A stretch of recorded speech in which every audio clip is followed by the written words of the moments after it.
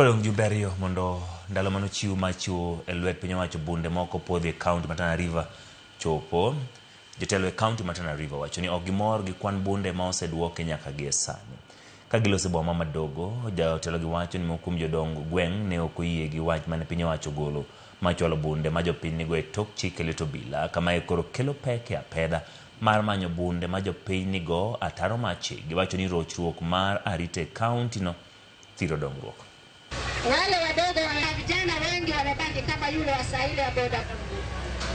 Isipi imefanywa, wenzangu wametangulia hali ya maji madogo. Nawashukuru nyote kwa sababu mwisho huwa gavana mtoe uchafu madogo.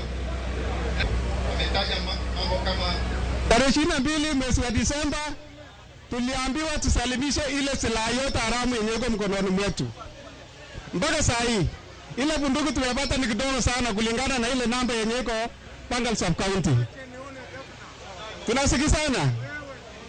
So tusalimishe hizo, tumebaki na siku 15 peke yake. Tusingoje siku 60 tukukuchie tuchukue bunduki. Abatani ulete tu pole pole tupokee tukupatie cheti ya kuonyesha kwamba wewe ni mtu umependa usalama. Tunasema ya kwamba bunduki